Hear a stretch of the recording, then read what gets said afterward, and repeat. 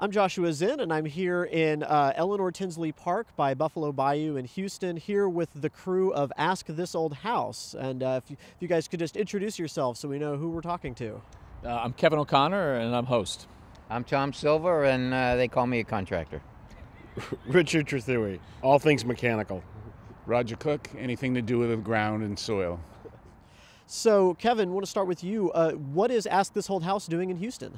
So we're here working on several different houses. Each one of these guys has a story, and the sort of spin for us is we've done hurricane projects before.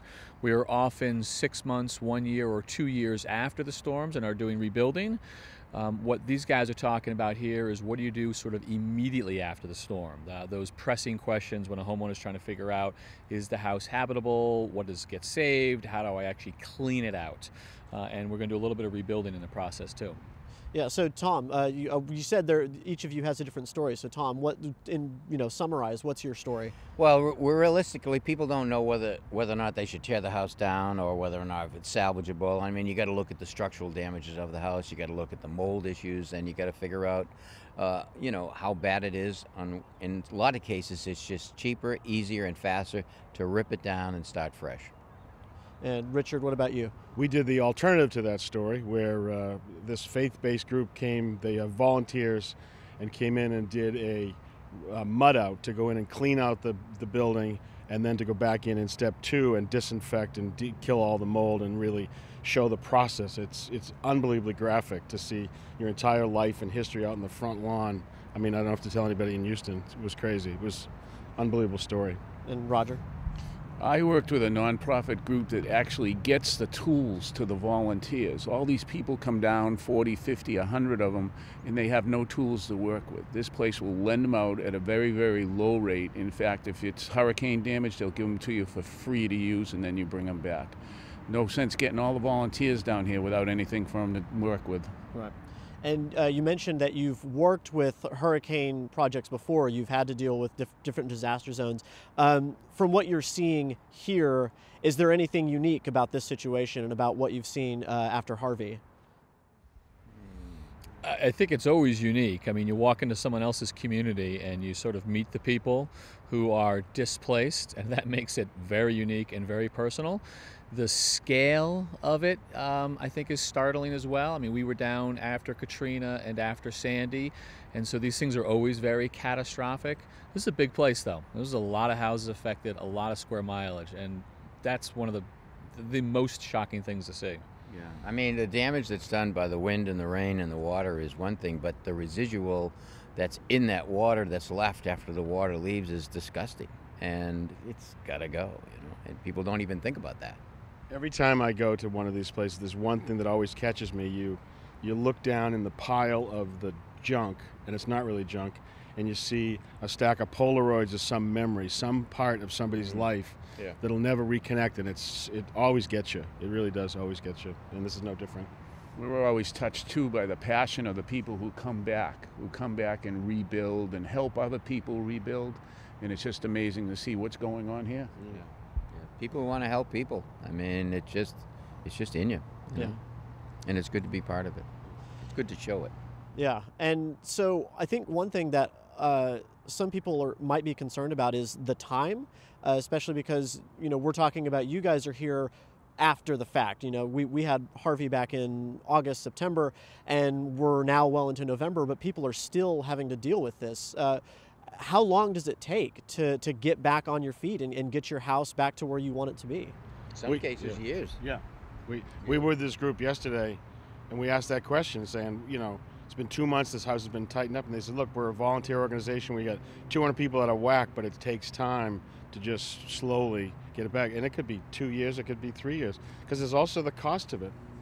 I don't have to tell anybody the cost of rebuilding. The manpower, and you got to make sure that even though you're putting it back, you got to put it back correctly, because you don't want to end up with more problems and more issues with mold and all that kind of stuff that you have to be aware of. When you're coming to a new place like this, what is the process for deciding where to go? How do you pick the families or the houses that you're going to decide eventually to work on and then feature in the show? Good producers. We've got a team that is on the ground, making calls, talking to In this case, some of the charitable organizations, talking to the city, talking to the PBS stations locally for contacts, and you're out there and you're looking for, sadly, there's no shortage of possibilities out here, but you still have to kind of coordinate in terms of logistics. And that is a production job, and we've got some really good producers that are just trying to fill up a lot of stories for us day in and day out. Yeah, and this one particularly came from a project we did for Ask in Nashville, Tennessee, where we got 3 or 4 different stories out of that house, and then we're talking to the homeowner and asked what she did, and she's on part of a relief organization, and she started telling about what she was doing here in Houston, and then all of a sudden that invited us to meet a lot of the people, and we got here. So it's all networking through what we do. Since you're focusing on specific families, there might still be other families out there or houses that still need help. What's just some general advice you might give to somebody that's still dealing with hurricane damage after Harvey? Well, I guess the first thing I want to say is, a lot of people think that they can do the demolition themselves. And demolition can be very tricky. It can be very dangerous. Not only you have to worry about some structural integrity of the building falling on you, something coming down, or stepping on a nail, breaking it. You can break a wrist or an ankle real easy. But you got to be careful of the situation with the mold and mildew getting in the air, and it can cause respiratory problems. So you've got to be careful. You got to make sure that you're wearing the right type of respirator. Even the white one. There's all different types of chemicals that are in the air that you have to be aware of, and not all the respirators will protect you against those. And they say, well, I can go in and do this and do that, and you're better off leaving it to someone that knows what they're doing to get it done right.